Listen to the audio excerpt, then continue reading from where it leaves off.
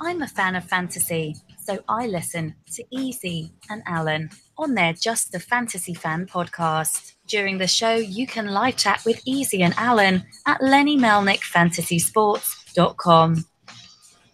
Rumour has it, Lenny only swings one way, with Launch Angle. Now here's Easy and Chris Allen. And welcome to another Wednesday night at lineman.fantasysports.com, the Legend Sports Network. This is Easy Kill. And I've got Chris Allen, my host, co-host, whatever we call Chris. Chris keeps me in line. I'm here. I'm around. I know, you're always here, always around. And tonight we do have a special guest that's joining us this evening. And we're going to talk about all kinds of stuff. So stay with us. We're going to be talking dogs. We're going to be talking football. We're going to be talking college football probably a little bit. But Mr. Wesley Martin from my own town here, West Milton, Ohio, and a Indiana Hoosier. Are you technically still an Indiana Hoosier, Wes? Well, I graduated and they kind of sent me on my way. So I don't really sent you on your way. So now you are an alum already. You are an alum. I'm an alum. Yep. Well, congratulations. That's a big step, right? I mean, right. Yeah. Graduating college is something that two of the three of us here tonight can say that's a good thing. Absolutely. Yeah. I've been to a lot of college events, just not a graduation. So, you know, I mean, that's just part of the deal. But I want to welcome, hopefully we have a few new listeners out there because I sent out, Chris, we've been doing this over a year and I've never told local people that I do this. I've never tweeted or Facebooked my personal stuff, you know, because I figured most of my people around here don't know me as a fantasy person or anything like that. But because Wesley was local, I mean, like I said, he's West Milton famous. I wanted, you know, I felt I had to pub a little bit, you know, and, you know, get some people out there, you know, to come and join us. And hopefully here in the next 48 hours, we're going to be talking a lot tonight about, you know, his Brave Breed Rescue. And he's doing a fundraiser for his pro day, Tuesday at Indiana University. It is at the university, right? It's at Indiana. Yes, it is. Yep. All right. And, we're doing repping for rescues. So you can go on to pledge.org/Wes-Martin.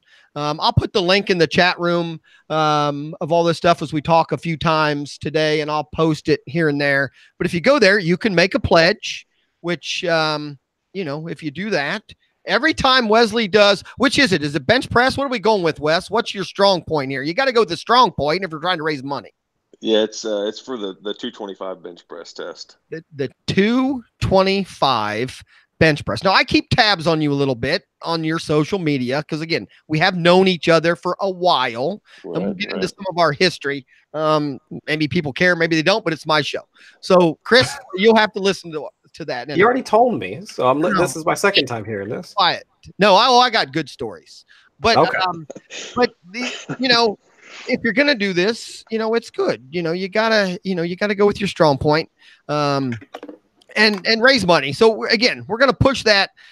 So I'm assuming if I pledge $1 or $10 or $100 every time, I'm assuming there's like an official guy counting, right? I mean, I don't have to worry about it. Yeah. No, it's official. It is official. Yeah. And we'll ask in a minute here. I'm kind of curious about the pro day anyway. I mean, I'm assuming again, Wes, you know me, I'll jump around. So I got to keep on the straight here because you're a real guest tonight. I'm not just dealing with Chris. But the key is to go there, and every time you do a rep, whatever you pledge, you know, that's what it builds. So if you pledge $1 and you do, I'm going to say 55. That's probably, I'm just, Wes, come on. We're trying to raise money here for poor animals. I love it. 50, but if you do 55 and I pledge $1, then I would donate $55 going to Brave Breed Rescue, which would go to your organization. Is it considered organization? I guess I want to say that right. Is it an organization? Is it a? We're a corporation. Corporation, and okay. I saw that you are a what? You're tax 501c. 501c. Okay, good. So people, and I'm assuming, because on the website you even have a donation button. So if people don't want to do the pledge, but just want to donate to help out and all that, that's obviously an option also. But I think it's cool. And I mentioned a little bit last week to Chris when I first read it. I mean, this is obviously a big day for you. You know, a pro day. I could see where a lot of people would only focus on themselves. But I've known you a long time, you know, so I know that's Adam Wood. I get to Adam Wood. That's, you know, we'll go there. But you, Right. you know, Adam's been my favorite for so long. Adam's his brother, if you want to know. I played. Adam's been on my softball team, you know, and all that stuff. But no, but to take an effort like this on a big day for you personally and funnel it a little bit towards, you know, these rescue dogs, I think is a great thing. So, you know, because I'm assuming it will be on your mind a little bit on a day where maybe it shouldn't, but for you to even throw that in there, I think it's a big thing. Chris, what do you think? I mean, that seems like a pretty big deal for somebody to put that little twist on something that's a pretty big day in their, you know, in their future. Now, to be honest with you, and this is a first for me because while I do try and track pro days and whatnot, I'm yet to hear about a player doing something like that. So I think I think it's huge. I mean, I think it's definitely a good thing for not just the cause, but also for players being able to put their own personal stamp, you know, on the league as they're coming into it. So I think, I mean, more power to you, man. Go ahead. Appreciate that. Right. I mean, I think it's great, Wesley. So, you know, thank you. I've already talked to a few people. We're going to get your pledges up there. I see you're about 10% of your set goal that you were trying to get. So we definitely want to get it up there and get some people to participate. Like I said, there's a lot of fantasy people that listen to this website. And I know all of you are out there that, you know, because I'm one of those crazy people. You play in a $50, $100, $150 league. You do some of this stuff. Well, you know what? You know, funnel a little over to, you know, a good cause and, you know, help out. So let's go there first so that people do know. We'll talk a little bit about Brave Breed first. Like I said, I've known you a long time. I go back, and I'm not bringing this up. I go back to Sarge, you know. I threw tennis balls to Sarge one night for, oh my God, Wesley, the fire was going and that dog was still chasing a tennis ball. Yep. So, you know, I've been at your house back when you were a kid, you know, and your mom's always had animals. So what made you start this, you know, corporation, or, you know, what made you go this route? Right. So it's definitely, my mom was a big influencer on it. She's been rescuing and rehoming dogs for years now, but she hasn't been doing it she hasn't had the backing of a corporation behind her to kind of, you know, give her that stability and let her reach out to more people and be able to kind of do it on a bigger scale. So that's where I had the resources and the platform in place to go ahead and start something like this. So that was the main motivator. Right. And I mean, so is mom a big part of the everyday stuff also? I mean, is mom actually involved and doing that too then? Yeah, she's technically the vice president of it. But she's doing a lot of like the boots on the ground stuff. All the dogs I'm fostering some dogs here in Bloomington, but all the dogs that are back home, whether it's with a foster or with her, you know, she's the one going and taking them to vet appointments or, you know, taking care of them and all that sort of stuff. Or we have some other people that volunteer and help out. But she's definitely coordinating that, and she's the main force behind all that stuff. Well, again, me and your mom have had good times here and there, and you know, and me and your mom had some, you know, your mom cracks me up. We've had some good times, because Wesley before and. Again, Chris will tell you, there's no path on my show. We're going to go. Not at all. No. Right. There's no path, but I did want it right there out right at the beginning. I mean, I'm not asking you, I don't want to put words in your mouth, but when you were 9 years old and you won a baseball championship, you know, here in Milton and everything, you know, what was it, coaching? Absolutely. Or was it? Are you trying to guide? Are you trying to lead the witness here? Like, what are you doing, Mark? I'm just saying. I was curious. Wesley's had a lot of great coaches in his past. And I'm guessing when he was 9, did I won him a championship? I mean, I didn't, I think we won multiple. We did. I did. Yeah. Wesley, people, I don't like to get a big head here. I don't want to have people. I think it was I know more than I know, but Wes, like when you get drafted, man, he's going to be expecting a shout out. Like when you walk across that stage. Adam's my favorite. He knows that. Adam's my favorite. He's going to be expecting a shout. You keep going this way. He's going to be expecting a shout out. I just say Wesley was a part of my first championship. I think that was the first championship I had too. When these kids were 9, because Wesley graduated with my son. Wesley is a lot higher up in the grade average than my kid, but Wesley, actually, my kid probably held you back some, if I had to guess. He actually helped me win a Ironman event in track, because he ran for me and said he was a thrower that day. So. Well, I know he is in the West Milton track and field record books. That's right. As a shot putter, and back then what was he 150 pounds? Yeah. And I still had that picture of him throwing that shot put where they let him go out and do that so that then he qualified. Chris, if you don't know, my kid was a sprinter. So I didn't know that. Okay. When they do the Ironman contest in a track meet, it's one of the last of it is this. I think they do it just before the 4x4, right, Wesley? Yeah, what they do is in some track meets, they take all the throwers. If you threw shot put or threw discus, which are usually bigger people than what my son was, if you threw during the event, then you could be on the relay team of a 4x100, and then obviously they do a record. That was the event right there, the 4x1. The 4x1, but this was the 4x1 with shot putters and discus guys. These weren't slightly different. Fat man. Oh, it is slightly different, except we did have a little bit of a stacked team that day when they broke the school record. Okay. And they let my son throw the shot put, which again, I had the picture of him.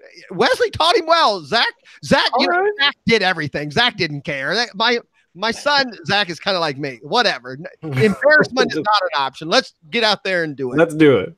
So, yeah, he did get out there and throw the shot put, and then he got to run. I think he ran the anchor actually on that team. Yeah, I'm pretty sure.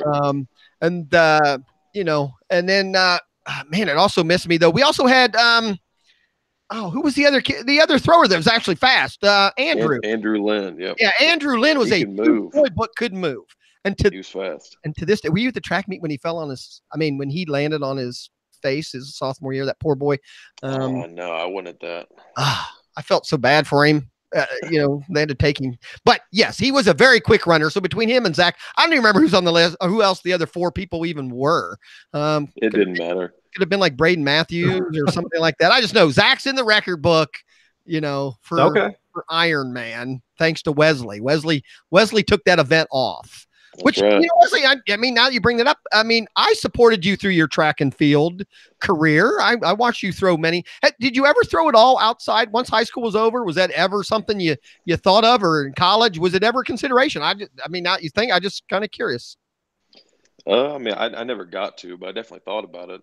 Okay. When I was in college, the throwers were pretty much in the weight room the whole time, just lifting, and that's all they did. It seemed like they never had to go out and do crazy really stuff. work. You mean the track and field guys don't work near as hard as you football guys? Oh no, I'm not saying that. I'm just saying that the throwers were just lifted all the time. Right. And I would look over and be like, man, that doesn't look too bad. Okay, but not one. Give that a shot. So the last time you've thrown a shot put was your senior year at the state? Have you not thrown? No, I've never thrown one. So that was it, huh? Because I don't even call. Where did you finish on that in your senior year at state? I was either 4th or 5th, something like that. Right. Well, that's pretty good. That's pretty good to then now.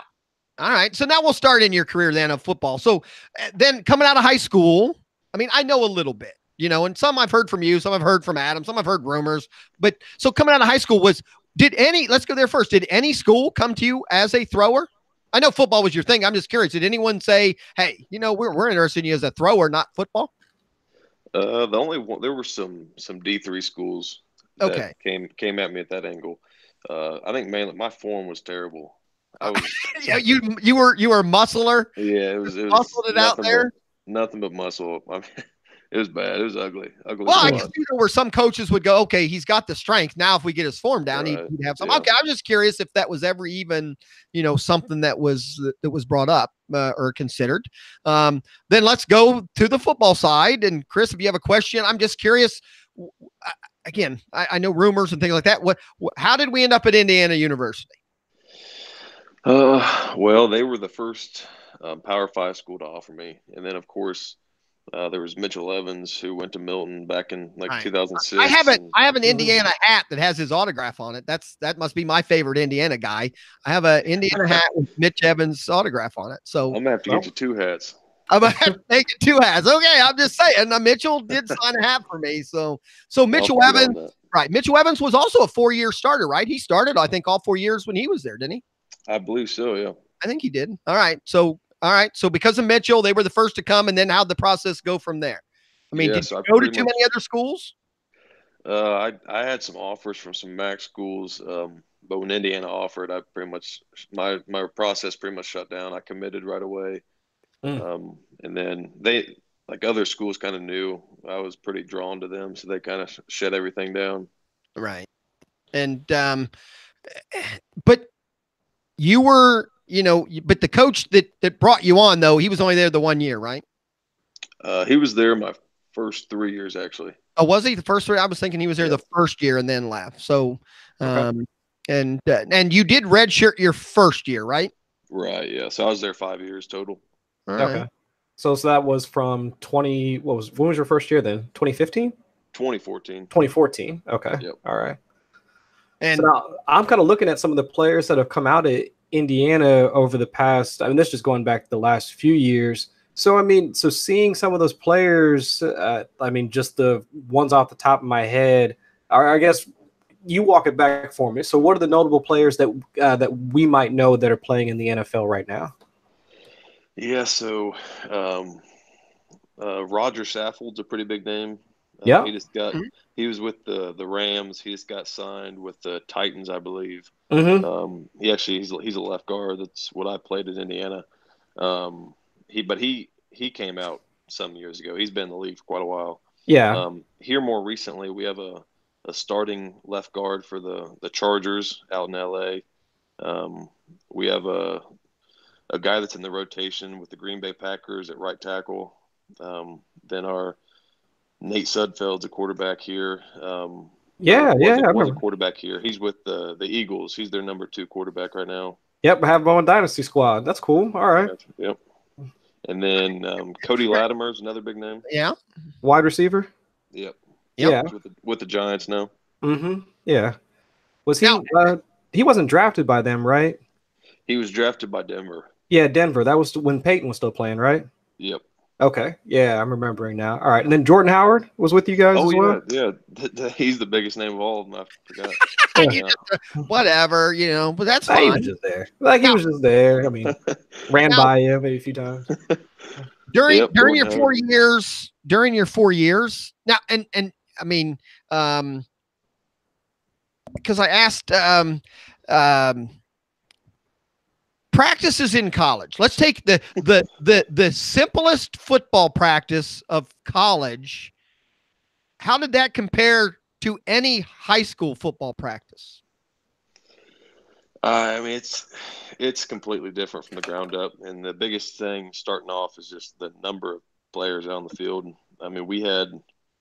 We would bring 105 into training camp, and then once the actual season started, we had 135 guys out at practice every day. Right.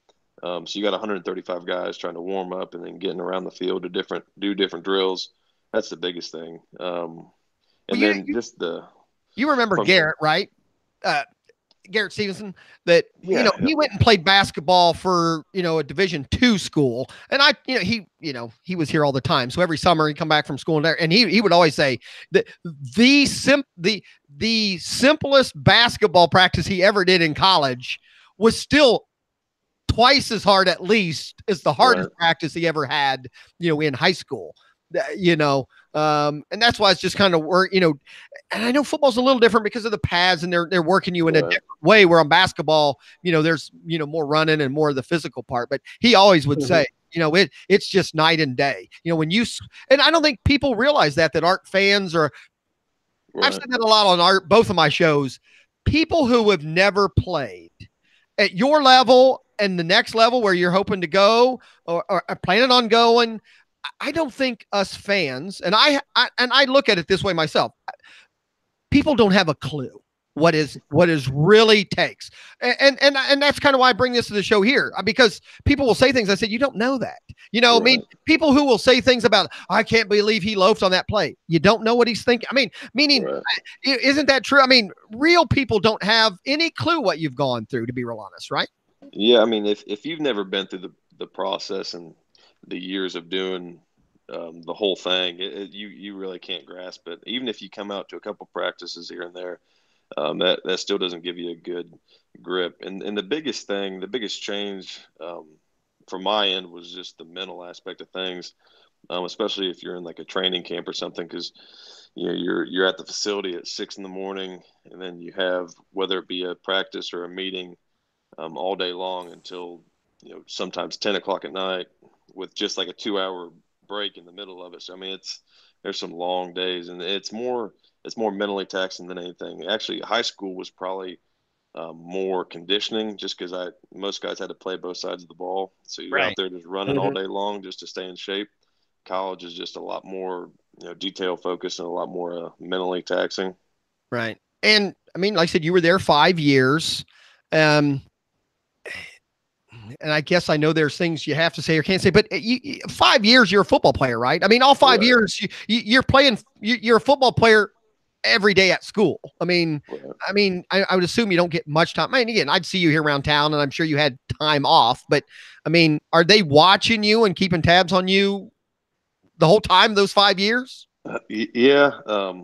Even like we would have the month of May off every year. And even when you have the month of May off, you're still getting texted probably every other day, or getting text from a coach. Even if you're back home or if you're in Bloomington still, or wherever that might be, you're still getting hounded, really. They want to know what you're doing and what you're up to, and if you're doing your workouts, and if you're staying on top of things. So, you never really get left alone. There's always someone trying to figure out, what you're doing, if you're, doing what you should be doing. You're technically, not owned by them, but oh no, you're owned. You're like your parents, man. It's almost worse than your parents. Yeah, you're owned. I know Wesley's mom. He's okay, but I mean, and again, that's my argument. People who have never played, I tell it all the time. Fans are much more clueless than they want to put on. And I know this is a big baseball site this time of year, and everyone's out there and they'll say things about players and all that. And, every once in a while I put in the chat room and said, you're just thinking, you guys think that, or you guys think that, he did that or did this and blah, blah, blah. And, I'm like, no, I mean, it's you again, we don't even have a little, I just don't think a person who's ever been through it, Wes, has even an idea. I mean, they just watch it on TV and think they know, and it's just much harder than that. Give me one of your, what was your biggest upside in your 4 or 5 years? Is there one thing that stands out? You go, hey, that was pretty neat. And it doesn't have to be even on the football field. I mean, a game or a play or something just else. What is there one thing that in the 5 years you go, man, that was cool? Well, I was lucky enough to be a 2-time captain. So that was probably the coolest thing. Just being able to, like, whether it be going out for coin tosses or being the one that's leading the team in whatever aspect it might be. But that was something that I took a lot of pride in. Was probably the thing that'll stick with me. Now at Indiana, how were the coaches or how were the captains selected? So we would do like a leadership vote. So like they would get a vote of who all the players thought were the leaders on the team. And then the coaches would come together and take that and pick the captains from there. Okay. Yeah, I think that now sometimes you hear, where colleges like that, again, to be a 2-time captain's pretty rare in Indiana history. Has it happened before? Is it pretty, being a 4-year starter obviously helped, but, no, it's happened before. It doesn't happen a ton, but it's happened several times before. Okay. That's really impressive, man. All right. Well, that's pretty cool. Well, let's get back to some dogs. Because again, another dedication. I think you started bravebreed.org, right? I'm pretty sure it's .org. Yep. I want to make sure we get that right. You can go there and check it out. You started almost a year ago? Has it been a year yet, or? Not quite. I started last summer. We really got rolling through July. I think I launched the website just before August. Okay. The website's pretty cool. Have you hired all that out, or you? No, I built the whole thing myself. Wesley, what? Yeah. What did you? You did graduate. What did you graduate in, Wesley? What is your? Nothing related to that. There wasn't a web designer no. business. So, all right. I studied criminal justice. So you're self-taught. Well, I used the Wix.com. So okay. It made it, the site builder. Yeah. Well, you know what? But even those sites, even the things that make it easy, people don't. Back same thing. People don't realize when it's, they know all that, but you still got to know the words. You still got to have the paragraphs. Right. You still have to have that information. I mean, you have to know how to write. You have to know how to, put it together. Took forever. It took so long. I don't even know an estimate of how many hours I spent on my computer trying to figure all the stuff out, but it took weeks. I mean, it felt like endless hours. I mean, in the past, I had to do some technical work for your mother on her computers when she lived at home with 2 teenage boys. That's your favorite. Your favorite, Martin. I would get that phone call. I would get that phone call from my favorite Martin. Mark, I cannot get on my computer right now. I cannot. Are you busy? So sad. I don't know what. I'll blame Adam on this one. I don't know what Adam did, but right now I cannot get on. And clicking on the wrong websites every time. Yeah, so I know, right? So I know back in the day, you were the one messing up your mom's computer, Now I'm building websites. Now, right. So now, but is mom better with a computer now than she was back in the day? She's trying. She's trying hard. I think that's exciting for her too. I mean, again, I've known your mom a long time, back when she sold jewelry and did some things, and and all that, and she's a hard worker, and I think this is cool for her to get to do something like this. And I'm assuming for her it makes getting up every day, No doubt, she loves doing it. And, now, currently, do you know right now currently how many dogs you have? Where are we at? I know it's still a young company, and you're just kind of starting it, but where are you at right now in the process? Let's see. This Saturday, I think we'll adopt out our 10th dog. Okay. And we didn't really, things didn't really get going at all until January. Mom went and we pulled a litter of puppies in the mom, and that really broke things loose. And then we've kind of been rolling from there. So we'll adopt out, I believe it's our 10th dog this weekend. And then we have, let's see.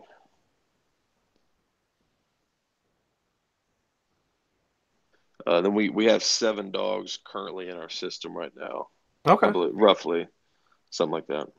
All right. And I mean, we both know someone who tried to adopt a dog. And Wesley, I mean, I don't want to get on one side or the other in this one, but I know she felt bad because she had to.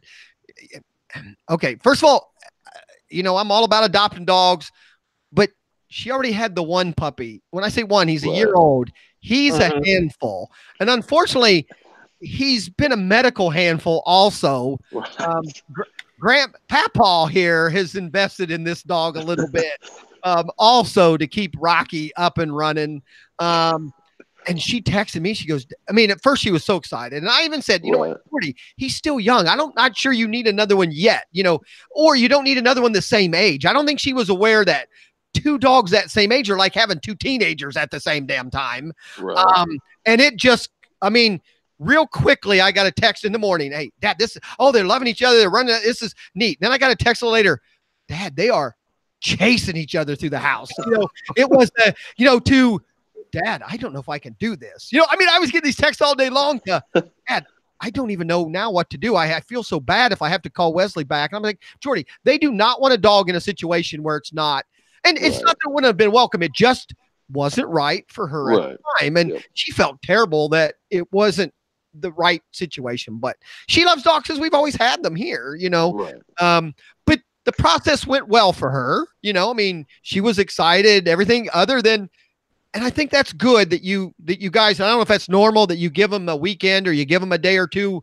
You know, I don't know what the warranty was or anything like that, but you know, I think she knew in about 4 hours that, oh my God, this isn't what I thought it would be. And I think, I mean, I obviously appreciate it that it worked out the way it did for right now. But I mean, she's even said they're going to get another dog at some point. And like I said, we've adopted before in this, but yeah, 2 teenage dogs in a house. That's a bit much.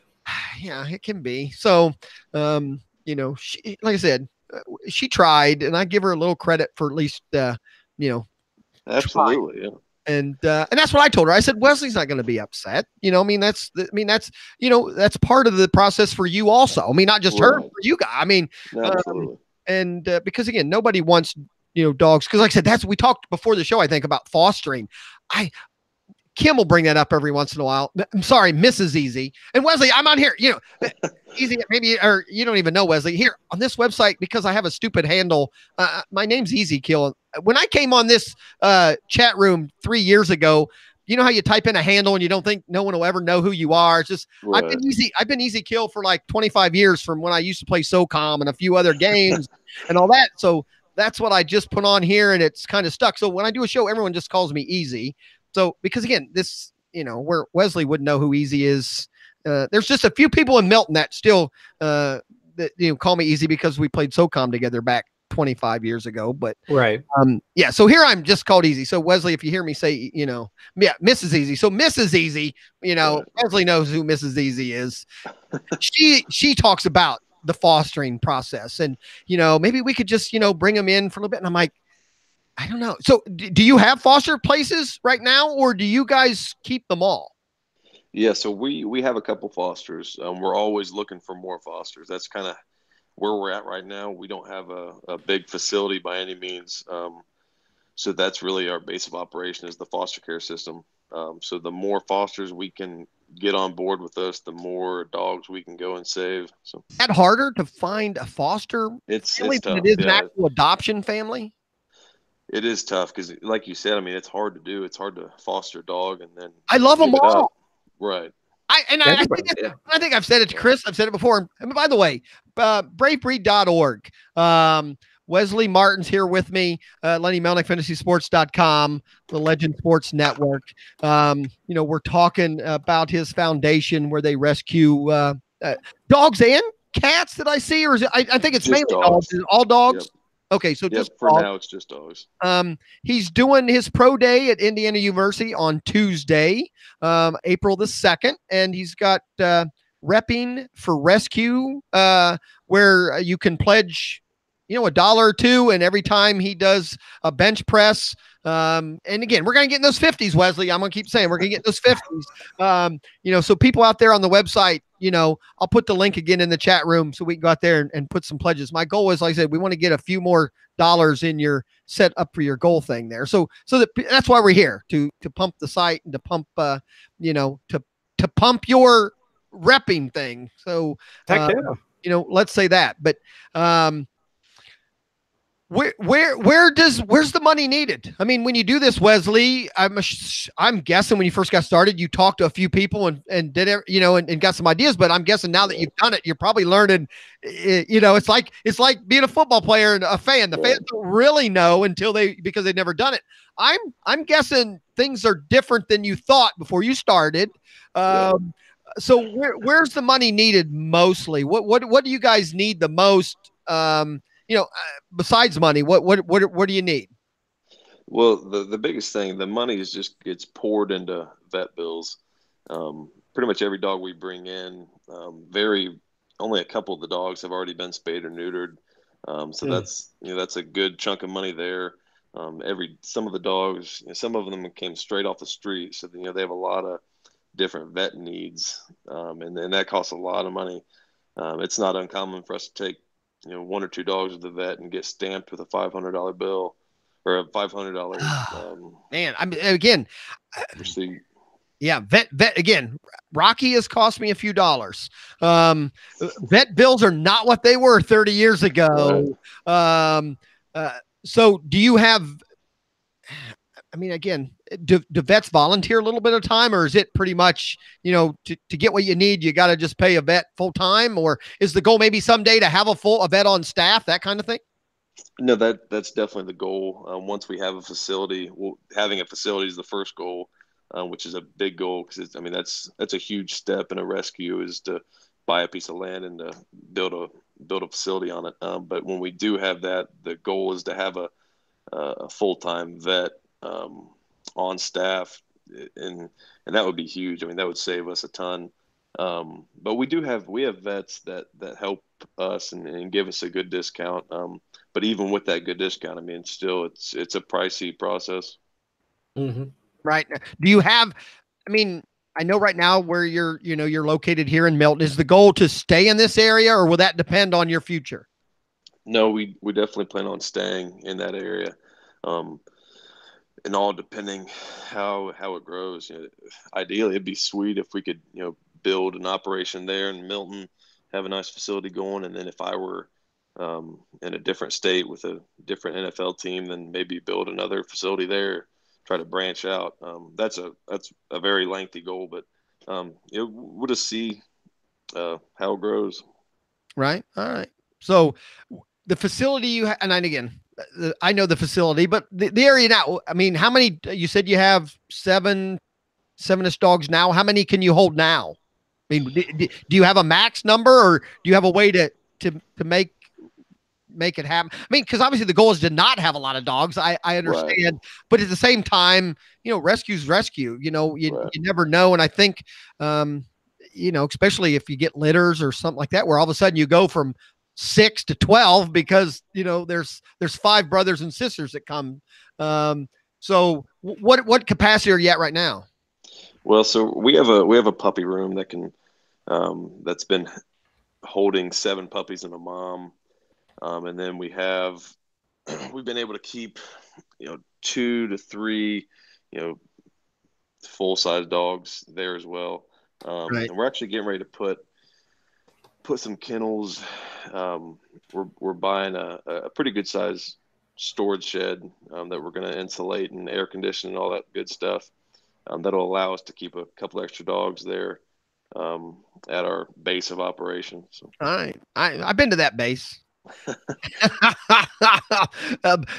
that's kind of cool. Now, right now, like I said, to foster, I'd assume there's a process and all that. Yeah. Is that information on your website?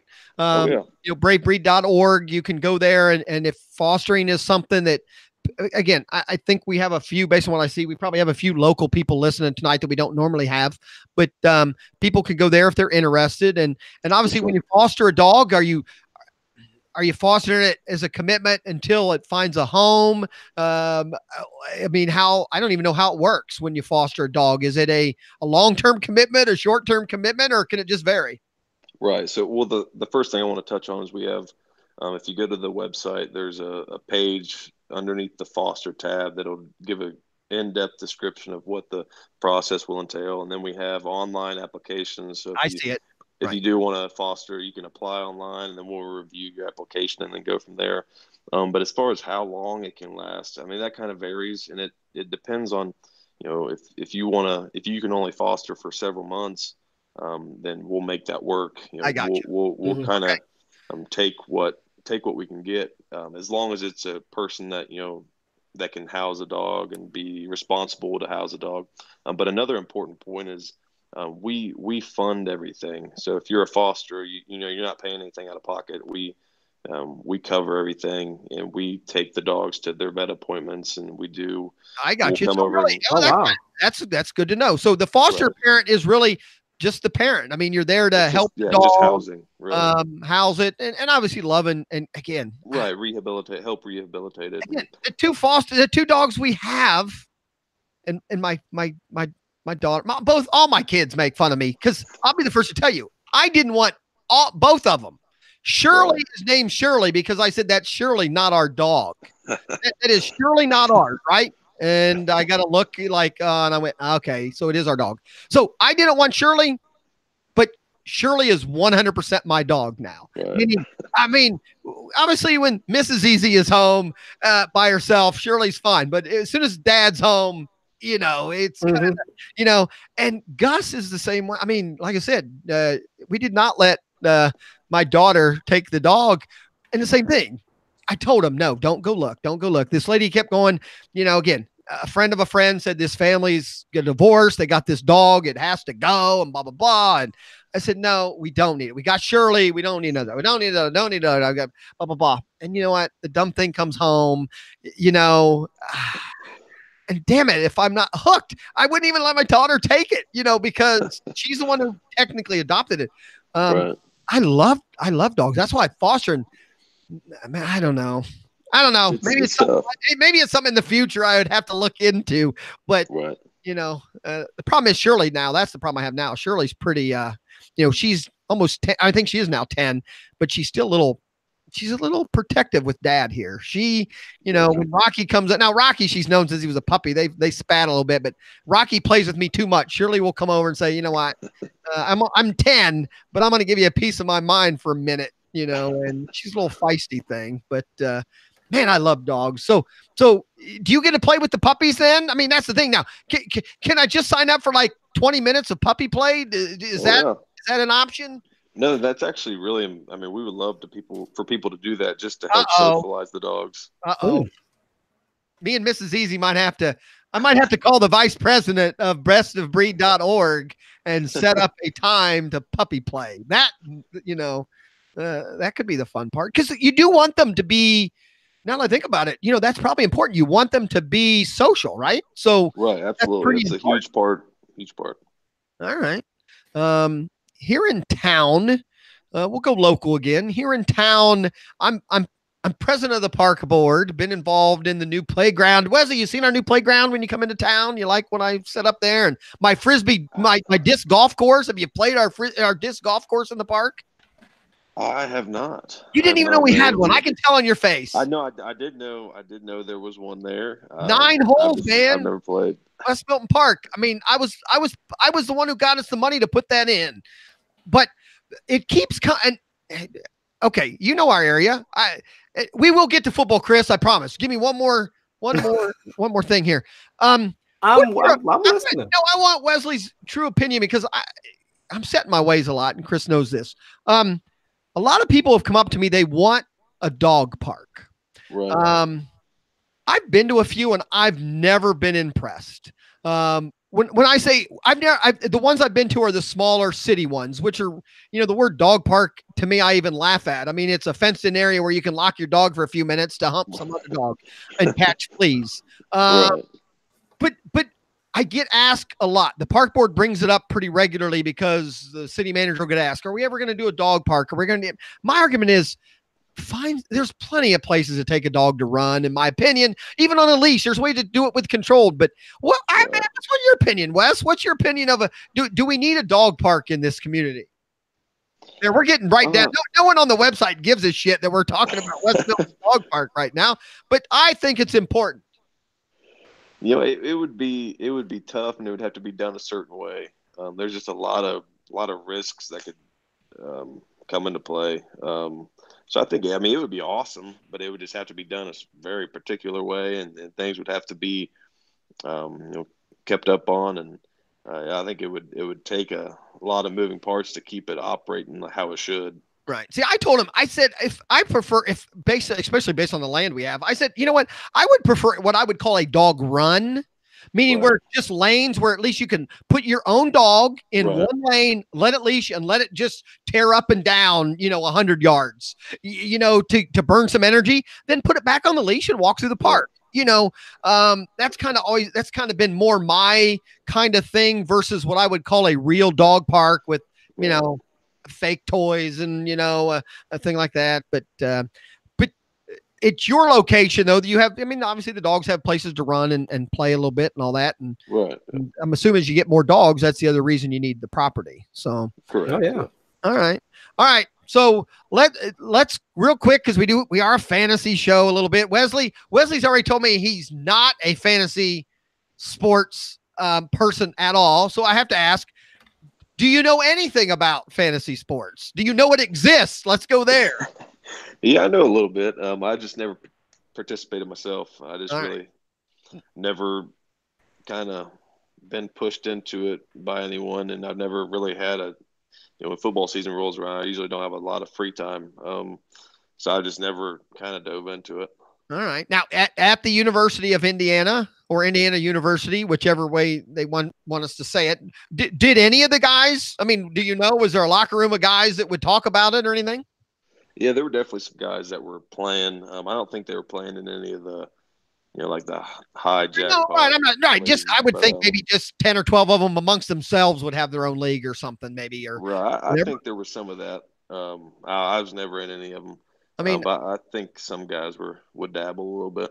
Right. So, what is your not? You never played, so do you have any knowledge of what fantasy football? I mean, do you know that they're scoring and how it even works? All I know is the offensive linemen don't get points. That's all that matters. That's all. You just know that. Okay. But then let's go this route. Let's say Wesley Martin, next year is a lineman, on a professional NFL team. Would you feel bad if I didn't have your quarterback on my team? Meaning, I mean, obviously, your quarterback would be the person that would, benefit from your quality of play to a point, or your running back. So, as a fan of you and a fan, of that,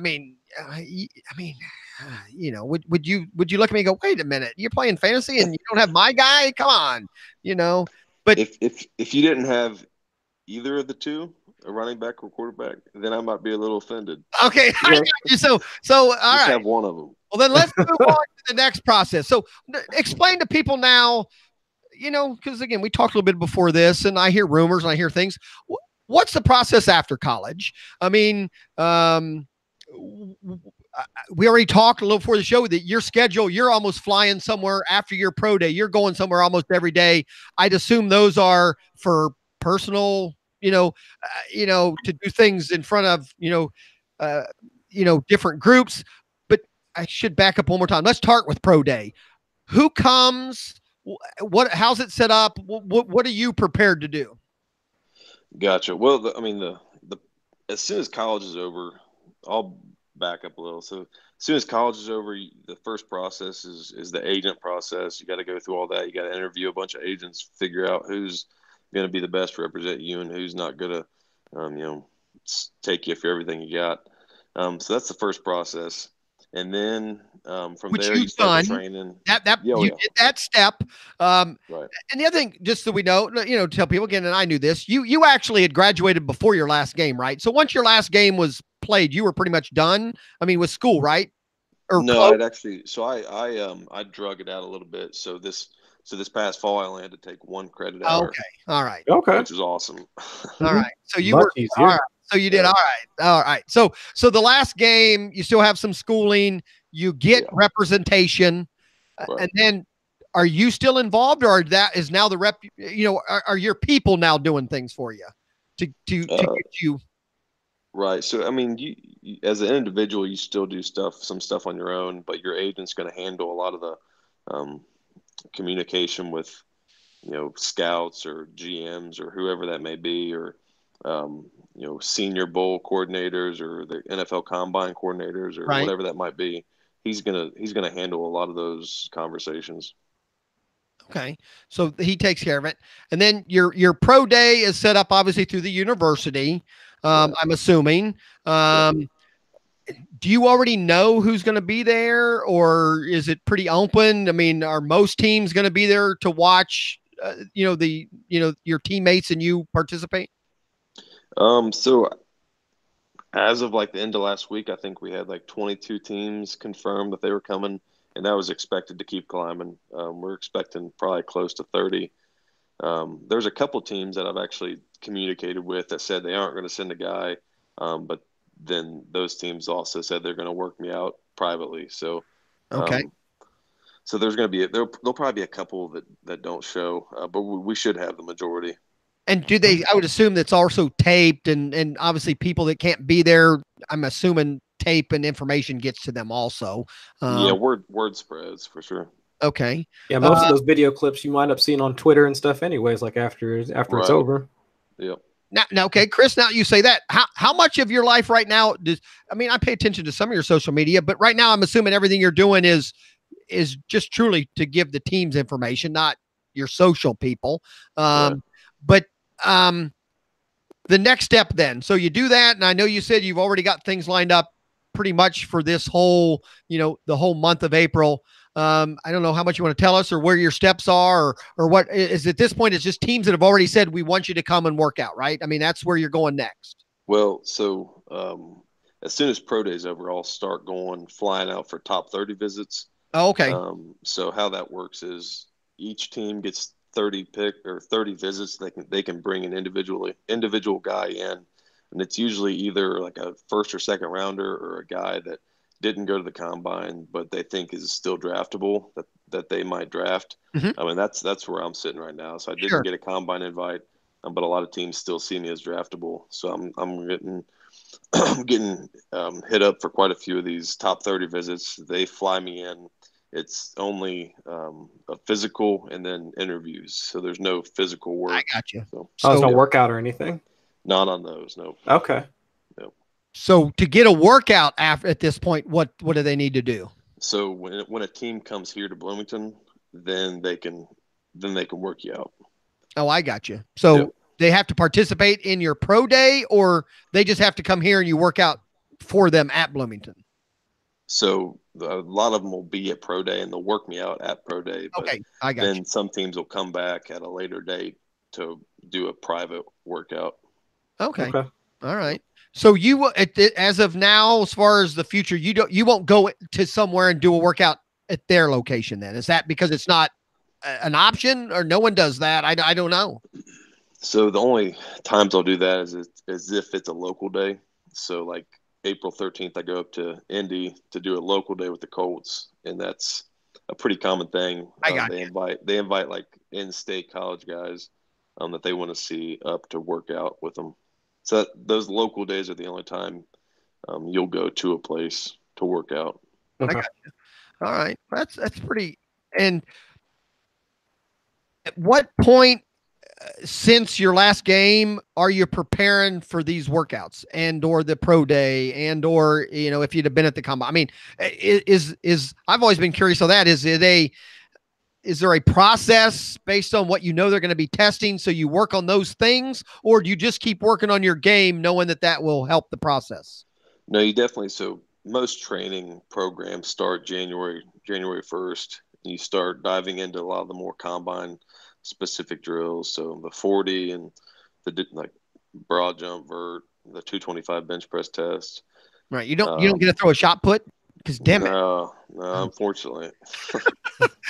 So you are working on, meaning I'd assume back to your representation and coaching, or saying, hey, Wes, these are the things that they're going to be looking at these events. So we need to get you ready, for those things. Like, and I'm assuming, the 40 and some of that stuff also, right? Speed, agility, that all, all plays a part of it. So, you've become a sprinter now. That's right. Yeah. I'm pretty quick. All right. I mean, and again, I'll touch on something. Not good, not bad. Not being invited to the combine. Is that something, who decides that? I mean, obviously you can't invite yourself, I guess, but I mean, I don't know. It seems crazy that there's people willing to draft you, but at the same time, not combine worthy. Who it seems like. So there's a committee that votes, and they pull the feedback from the different teams. Each team has a vote on who they want to send in, and the committee votes. I don't know. I was surprised I didn't. There were a lot of scouts up at the combine that were surprised that I wasn't there. I don't know, but I'll get plenty of exposure at Pro Day. So all these teams will be able to see kind of everything I got at Pro Day. So it's really not too big of a deal. The kind of the projection hasn't really changed. because I have been able to, I've been starting for 4 years, so I've put a lot of tape out there. So okay, right. These scouts have really, they kind of know who I am at this point. There's a lot of guys that get invited to the combine because there's a lot of question marks. They don't know what they can do, and they haven't been able to show enough on tape. So they'll get invited up to the combine because, scouts want to see what they can do. And then there's some guys that have a lot of tape that there aren't as many question marks on, and they are who they are. So, Okay, so I got you. So in some cases, maybe not going to the combine as a lineman isn't as bad of a thing as being there, meaning they already seen you. They know, so why waste a spot? Maybe it's a lineman that has feet problems or hand issues or whatever. They're like, no, we want to see him because we already know on tape what this guy can do. So right, yeah, okay. that's a small part of it, or not a small part, but that's a part of it. There's a lot of factors that go in, but that's definitely a part of it. All right. In the chat room, a few people. Lou's out there now. He's my fantasy football guy too. That we do a sit start during the football season on Sundays and do a show there. I know he's doing a baseball draft tonight because he wanted to be here to listen to Wes. Cha-Cha's out there, and I saw Cha-Cha had a picture of his dog out in the chat room. So Cha-Cha brought his dog. Good so deal. Thank you. Big scores out there. So there are people out there chatting about stuff. Wesley, I put the link out there multiple times, and again, I'll keep it going on the website for the next few days, or all the way up till Tuesday. There's no reason not to keep pushing it the whole time. bravebreed.org, help dogs. And I know it's local, and we do a show that goes all across the country, and I know we got people Chris, I'm not sure. I tell you, we actually have, I think now we're up to about 6 listeners in other damn countries. I don't know who would want to listen to us. That's surprising. It isn't surprising because foreigners love me, but they're out there. But love for an animal, it can, people, you can donate money even though you live somewhere else and it's going for an organization that the dog doesn't know that it doesn't live in California. The dog doesn't know it doesn't live in Maine. The dog needs help, people. So, let's get out there. Let's do a few pledges here in the next couple of days. This number better move. We want to donate a little bit and help because I'm going to become a puppy player. That is now my new goal. I'm going to talk and me, I'm going to the top, Wes. I'm going to the vice president. I know titles don't mean anything. I'm going to go to the VP and find out, if I can, practice and learn how to be a puppy, player. And I think that's going to be that might be my role here. I think you'd be great at it. I do. Puppies love. Come on, everybody. Is there anything better than puppy breath? Come on, new car smell. They need a puppy thing that you hang on your mirror when you get a car. So when you get in, you go, damn, my car smells like puppies. I mean, that's the best. So come on, get out there and donate a little bit. Let's help the dogs out and everything. So, Wesley, I want to make sure we say that and get that out there again, because I think it's pretty important. But you are in Bloomington now. I would assume you'll be working out are you doing much now the next few days, or are you ready? Are you ready for pro day? Yeah. The haze in the barn, so to speak. Okay. I got that. We've, we're tapering everything down. But this weekend's going to be pretty much nothing but rest. So we got some small critiquing on different drills and stuff, but everything's pretty much done. All right. And is it help? I mean, does the advantage of pro day versus combine? Now, unfortunately, I know the combine's in Indianapolis, so it's not. It's for you. I know it's not your home school, but isn't it? I've always heard that the reason players do better at their pro day is obviously it's a more comfortable atmosphere. They're a little more, familiar. Does that give you a big advantage on pro day? Yeah, it should. I'll definitely be comfortable in the facility that I've been working at the whole time. Man, and that facility's got nice over the last 5 years, hasn't it? Yeah, there's been a lot of pretty awesome improvements. That is, and unfortunately, I have to tell you, I have seen Wesley play a lot of football. Unfortunately, never at Indiana. I've been to Indiana to watch 2 games, And Wesley, no, and I didn't go either time to root for Indiana. Now it was, I mean, you know, this town's full of a lot of Buckeye fans. Right. And I'd be the first to tell anybody. I mean, I always rooted for Wesley all the time, but when the Buckeyes played Indiana, I wanted Wesley to have a great game. But I mean, did you hear? I mean, I'm assuming I'm not the first person to tell you that either. That you know, I'm supporting you, but it's hard. I'm a Buckeye guy, and I've been that for so long. But have you heard? I mean, did people rib you a little bit about being a Hoosier? Here and there. I've given some of the people back home a little bit of heartache because we've taken them down to the wire several times since I was over here. So we just could never finish it. When I was a freshman, I was a redshirt freshman. We had Ohio State down to like the 5-yard line. We were down. I remember 7. that game. Yeah, we were down 7, about to score, and we had a pretty awesome 2-point play put in place. And I thought we would have won the game. We had an off snap, ball got loose, and it was over. But it was about to be wild. I mean, and again, did you? I mean, I think you played twice in the shoe, didn't you? Did you go to Ohio State twice in your career? I think so. Yep. Now is that? I mean, again, to me, that seemed like a big deal to play in the shoe. But what of the Big Ten stadium, or not even Big Ten stadium? What stadium other than obviously your home stadium? What was there one stadium that you walked in and went, man, this is kind of? I mean, because I think Michigan's the biggest one, isn't it? And Michigan, one of the big. Chris, you might know, isn't Michigan one of the biggest college stadiums there is? I thought it was for a time. I don't know, since 112,000 or something like that. But that sounds right. I mean, after maybe a renovation or two to some of the other stadiums, I thought, but it still has to be up there. So. What about that, Wesley? Stadiums in college. Where did you play that you went, man, this is kind of neat? Yeah, so Ohio State and Penn State are the big two. Michigan, I don't know. Michigan's State, man. Michigan's huge, but it's really flat. It's like it goes out so long and it's so flat. It's not really overwhelming, and you don't really feel like you're in that massive of a stadium. But Ohio State and Penn State, it's a pretty vertical stadium. Yeah, go straight up. Yeah. Well, I mean, yeah. I mean, so that's kind of cool. Who? Because again, I'm not a Hoosier guy. For you guys in football, I mean, obviously the rivalry here is Michigan and the Buckeyes. Is it Purdue? Who technically would you guys consider, the rival for Indiana? No, Purdue's definitely our big rival. Okay, all right. I figured that was probably the one. Now, what about out of conference in your 4 or 5 years of playing? What was some of the bigger schools you got to play as far as an out of conference team? We've played Virginia the last 2 years. Before that, our ACC game was Wake Forest. We haven't played an SEC team since I was a true freshman. That was Missouri.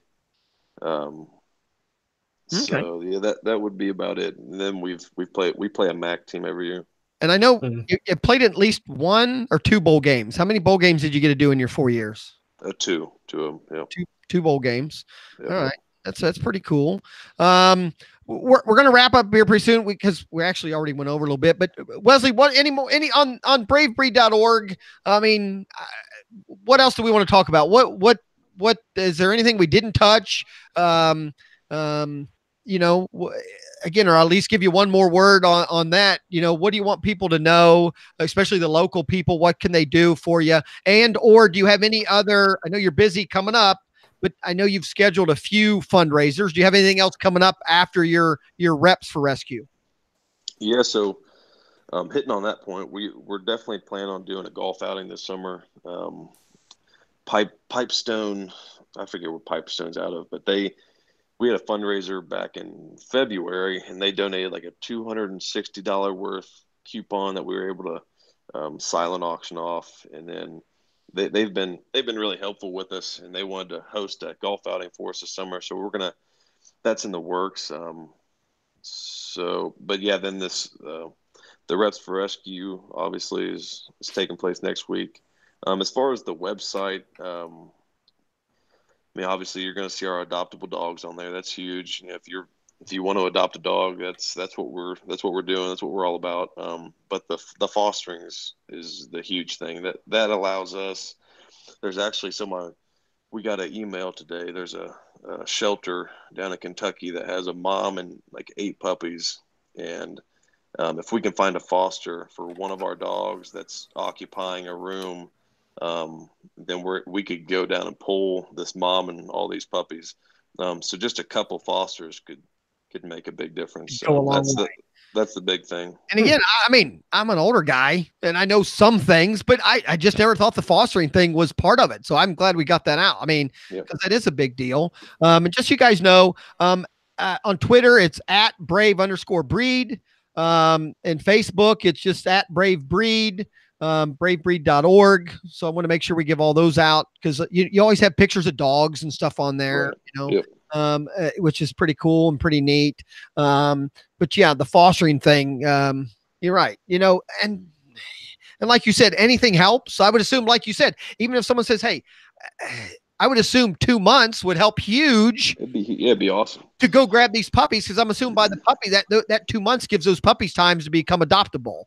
Right. No doubt. You know, so that's pretty cool. So, you know, yeah, people think of that kind of stuff. My local listeners here, you know, that maybe you can help a little bit. And even if you don't have money, maybe you can't pledge, maybe you don't have anything like you said, but if you have a safe environment, I'm assuming that's part of the fostering. You have a safe environment, you're loving fam, you know, you know, and, you know, it's definitely, something to help out with and do. And again, and I still love Dally in the Christmas, the Santa. What is so? All right, real quick. So what's Dally? What's Dally in this? The boy drives Dally and Chris. Dally is in my fantasy football league. Dally, who is part of the organization. He's the one that, you know, again, him and my son got me into this fantasy stuff. And I say Dally. I could never call him Dalton. Never. I've known him Dally for as long as I can think of. So it's just Dally and their family pugs. So what is Dally's role here? So I reached out to Dally last summer, and so I think the conversation just started. I was asking him what he was studying because I couldn't remember what he was studying at school, and we got to talking about this idea of starting a rescue, and he was just like, "Hey, I mean, if I can help in any way, just let me know." He's like, "I've me and the family have quite a few connections local. Yeah, we can try and reach out and help you in any way." And I was like, "Okay," so I took him up on it and. Certain areas of things, I would hit him up, and he would be a huge help. So then, when it came to selecting, officially selecting our officers and board members, I thought, you know, since he did such a great job helping me up through that point, I went ahead and named him the secretary and put him on our board of directors. All right. Yeah, Dally'd be a good secretary. He's always pretty businesslike. Yeah, he is. You know, so the boy's hysterical. Right. No, I've known Dally. I've known Dally also since he was wee little. You know, Dally's been there, but because again, it's a baseball site. Again, I'm me and Zach talked about this the other day when you were coming on. I was curious if you even remember. We already talked about the championship that we won, but do you remember the great managerial move that I made at the end of that game? That was not the championship game. It was the game before that one when we were playing the Milton team. And I moved a certain player to right field because I went, all right, the 2 lefties on this team are coming up. I'm going to put Wesley out in right field because he catches everything. Wesley can catch everything. Wesley, do you recall what happened when I put you in right field? Oh yeah, I dropped it. Yes. Oh no. You know, Chris, when the manager makes all the right moves, but the player just doesn't. I mean, I remember, you know, Doug was my assistant. Doug helped me coach for many years. When we saw the ball hit, we did it. We made the right move. Wesley is standing right. And I remember turning around, look at your mom, and she is even shaking her head, you know. And now everyone went, you guys, we told you easy, I said easy. We said Wesley's not an outfielder. And I agreed. Wesley's not an outfielder. Wesley was my third baseman, played some first base. He pitched. But I said, Wesley, if you just stand here, those 2 boys that are coming up are going to hit it right about here. And Yeah, even Zach remembers that. That. Hey, but we won. We did win, so that didn't matter. But we just always make fun that, like I said, we could have put anybody out there for that one play; it wouldn't have mattered. But getting out there because the manager made the right move. And again, I try to tell people, coaches can do all the right stuff, but if players don't, do their part, then it just makes the manager look bad. Now, I took all the blame. I said, it's got to be me, but Wesley, it cracks me up. I had fun. We had a good time. I mean, that was a fun team. We had absolutely. Which I always did. And, that's back when the vice president of your organization would have chats with me because your vice president wanted to win every game. I was never about winning games. I was about winning the league and winning the tournament. So my only goal was, let's get our certain players better. Let's get our weaker, better players better. So yes, we don't need to win this game, but I'm going to put so-and-so at shortstop because he needs to learn to catch. So when we're in a big game, maybe he'll catch the ball in right field. But, so I was always about, let's make the team better. And then when the tournament comes around, it worked. And it did work. We won a lot of, I won championships, but there was a point where your mom, we had a discussion. She's like, do you remember our batting order was alphabetical. Right. And we rotated it. And I remember the first time, and you're Martin. So the first game or two, you were batting in the middle, and blah, blah, blah. But I remember at one point your mom looked at me and she goes, why is Wes batting 8th?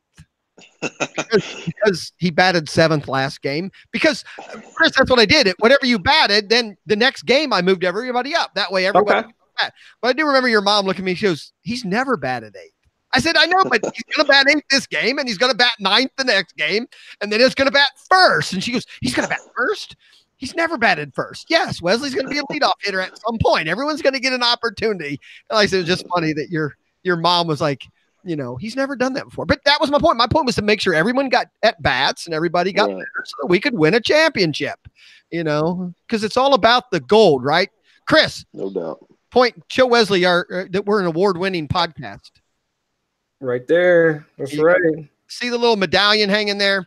Oh, yeah. Medallion because Chris is a home brewer, and he made a home brew that won some award somewhere for beer. Oh, yeah. So we're an award-winning podcast, Wesley. Right on. Wesley, just one more thing, then the next level. What are your goals? What are your hopes? What are your dreams? I'll give you a second or two, and then we'll close this up. Yes, the goal right now is to get drafted. Obviously, hear my name during that draft process would be pretty awesome. And then from there, just staying healthy through the summer, and then making the 53-man roster. That's everyone. Right. Really, the work is just starting, right? The next level is just as hard or harder, right? Oh, no doubt. Yep. Now, do you have? What is your goal for draft day? What do you have? Is it going to be a family thing? Are you going to be with the dogs? Are you going to be? Are you going somewhere? What do you have a goal for that? No, I'll probably just lay low, just with the family, just because there's so much uncertainty. Right. I don't want to be the guy that hosts a party for draft day and then not get drafted. So you can host a party for a lot of reasons. It happens to be draft day, but I get it. I think that's hard. Again, I still struggle with the guys that go. I know. Right. I forget. I don't know if it was Chris. There's been one of the last couple of years. One of the main guys didn't show up, and I'm like, let him do. Again, fans get all pissy about it. I'm like, it's his life. Right. Well, the big one was Joe Thomas. He wasn't even there. Number 1 pick in the draft, and he was out fishing with his dad. Yeah, he's fishing. Yeah, but that's my point. I thought that was awesome. I'd be there. It's their life. They don't have to be at that table. Again, I agree, Wesley. You do what you need to do. You do what you want to do. I know how you were raised. You'll be fine. And we're all rooting for you here in town and now across the world, and Lenny Melnick, fantasysports.com, the Legend Sports Network. We're going to wrap it up here again. bravebreed.org. I'll post the, and is the rep for rescue, is there a link there also at the website? I'll post it, but is there, I didn't to be honest, I didn't pay attention? No, it's actually it's not on the website. It's all over our social All over your media social, and I've got it on Yeah. mine. Pretty much everybody in the chat room, everybody's listening, does follow me on my 2 different accounts, and I'll post it here and there. But that is definitely the big fundraiser right now. That's where we want people to go and make a few pledges. Let's get at least 2 or 3 of us fantasy guys out there and put some pledges in. But then at the same time, if you don't want to do the pledges, you do have the tab for donations right on the website. So that's kind of cool. Yep. And the last thing, just because you said it, you do other fundraisers. Do you, because you need to keep me, I do have access to things. So if you're going to have raffles and things like that, you need to let us know and I'll blast that out. But then I also have things where, hey, like I said, we get you things where you can use during your other fundraisers and stuff like that. Because again, the key is to raise money and, you know, so these dogs have a life, you know, and it's important. And like I said, I got 2. The one I heard snoring here every once in a while. Gus is a big snoring pug, and he cracks me up. But Wesley, again, good luck. I think everyone here will be rooting for you. And like I said, hopefully we get you a few more pledges here in the next few days, and I'll keep pumping that up for you. You're welcome. You know how to get a hold of me. If there's more information or things you want to get out there, let me know.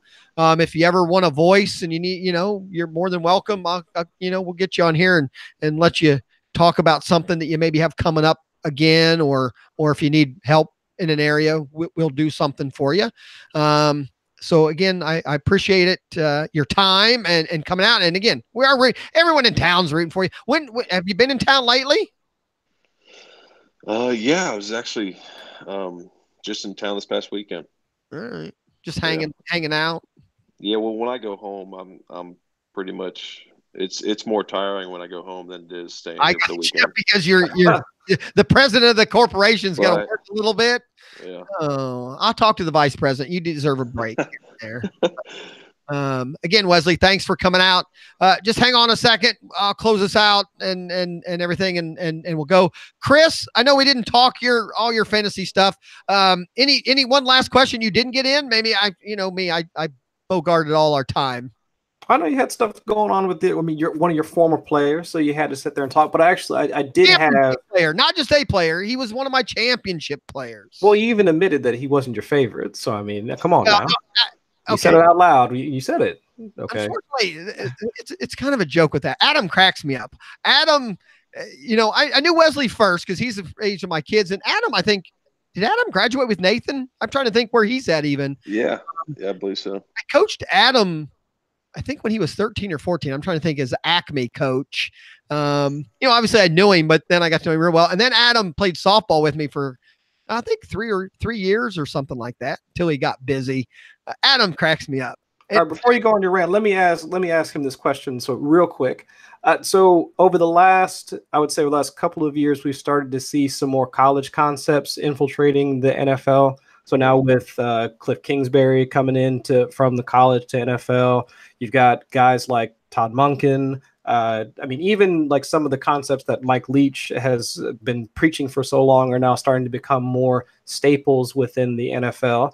Now, while that's all offense, like wide receivers, running backs, like quarterbacks and all that, do any of those concepts, like any of those smash concepts that like the wide receivers run, or any of those like offensive concepts now, do those translate down to what you're going to wind up doing? Does that make your job easier to translate from the college to the NFL? Yes, I mean, teams are starting to spread it out more and more, and that means we're going to be, I mean, the O-line world, we're going to be in drop back pro a lot. We're going to be in pass pro a lot, whether that be drop back or firm pros. So that does affect us. You know, obviously, because a lot of times in the O-line world, we like to run the ball. And that's our dominant thing. And even when teams spread it out, you know, you still have to establish the run. But yeah, I mean, the NFL is, you know, it's a pass first league right now. So a guy like me, like, you have to be able to pass pro. And you have to be able to do it at a very high level, because when you see these defensive linemen, they're freaks. Most of them, or pretty much all of them. So you have to be able to pass pro in all sorts of different sets. In the NFL, I think most of the times they'll leave a running back to chip for you, just because edge rushers are so good. But you have to be able to win one-on-one battles. So that's a guy in my position. That's what I have to focus on and be able to do at a high level to be able to sustain a position in the NFL. Right. And just one more quick one. So I've heard, and this is just probably a dumb question for you, but I know it's something that a lot of people I've seen either argue on Twitter or just casual conversations at work. So you've traditionally played the left guard position, correct? That's where you started at? Yeah. So now tell me how difficult it is for you to go from left guard to right guard. Yeah, I mean, it's not that hard. The bigger switch is going like tackle to guard, just because everything you do is a different angle. So if you're pass setting, you're kicking at a different angle than you are guard. Guard, you're a lot flatter, just because you're in more of a phone booth, so to speak. So going from left guard to right guard, really the biggest thing, you just got to kind of flip things in your brain and kind of get your muscles activated to be able to, be twitchy in a different direction using different parts of your body. So it's just more of a muscle memory type thing? Yeah, that's the biggest thing. Because as far as like the plays and remembering the plays, that's not too tough to do. You're just flipping everything in your mind. Mm-hmm. Okay. I'm good now. See, Wesley, that's why I have him on the show. He's the brain. He asked, we go an hour and 15 minutes, and Chris asked the two only good questions. I'm all about the money. I'm all about, the money. Donate, pledge. That's all much more important. And knowing that I coach championship team, that's more important too. But Wesley, maybe we'll have you back someday when it gets close.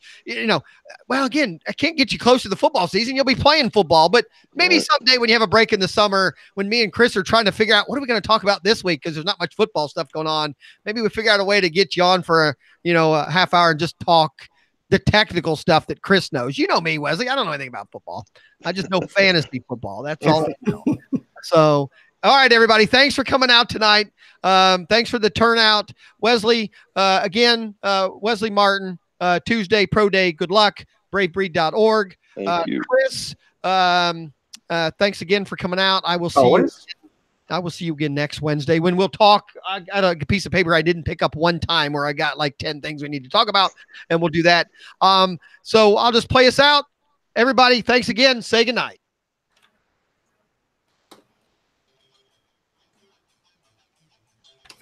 This has been Just a Fantasy Fan Podcast. And to keep your fantasies going, follow us at justafantasyfan.com. Say good night. Good night.